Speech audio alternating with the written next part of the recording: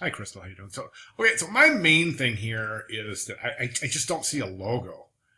I see a lot of different things going on, and I think that you mentioned. Let me see. The top is my logo that I put in the others here. Still working on banners and such. Okay, so that's your logo. Okay, couple of questions about your logo. Okay, there's a lot of like really stray things going on, like this line right here. I don't know what that is, and like this spot on the eye, and that these little kind of weird little stray points on the type. And I'm not real sure if that's a good idea. Those are going to fall apart at smaller sizes. If there was a PDF in here, I could load it up and back off and zoom out so you can see what I mean. But at any rate, so I think that's not a good typeface to use. I would much rather use a sans serif, something like this. I think would be much better for your a Swedish logo, a Sweden logo.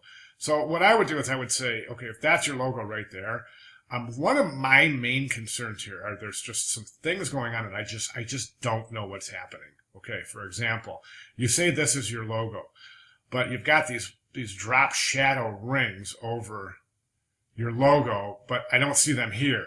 All right, and this logo here is different from this logo. This one has this kind of like the distressed kind of border around it and these distressed areas here, but this one is crisp and clean. So there's a brand that's an inconsistency in your branding. These things right here, I don't know what they are. I don't know if that's part of your logo, or here's another one here. Okay, now you really start straying or veering off path from a good solid branding approach, because none of your logos are alike. Nothing is the same. Okay, for example, here's this logo. Okay, then it's changed here. Now it's ghosted out. This is more crisp and clean, and this is ghosted back. This is kind of screened back. All right. Then you have this winter sports over here in another typeface that is one that I don't think we've seen, unless it's the same as that, which you would never use the type for the logo in somewhere else that's the logo. That's something that stands alone. All right. Over here, here's yet another third branding addition. You got the snowflake. We have not seen that before. The logo isn't present. Here you're saying Olympics Sweden 2017. Here you're saying Sweden Olympics 2017. Okay, do you see what I'm saying? Your tickets themselves, they don't show any pictograms. They don't depict an event.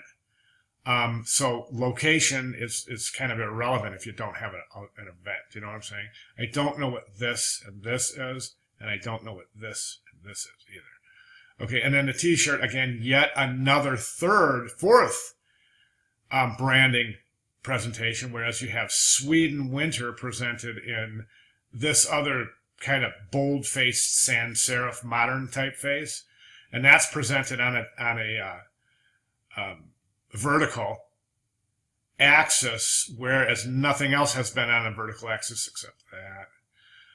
And then you have a yellow snowflake.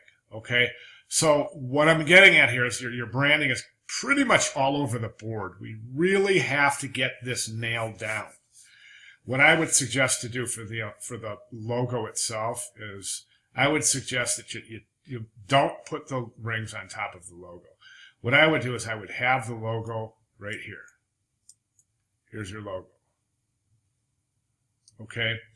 Or the yellow part of the logo, the cross is right there. Then underneath it, it's Olympics Sweden 2017. Underneath that is the rings. Okay? But this kind of stacking order thing, it's just not working. There's no hierarchy, so the viewer doesn't really know what to look at. Okay, I hope I'm making sense here. My main thing is that there's just no solid branding. So if I'm not making sense, or if there's anything I need to clarify, just feel free to get with me and I'll see if I can do that. Okay, thanks, Crystal.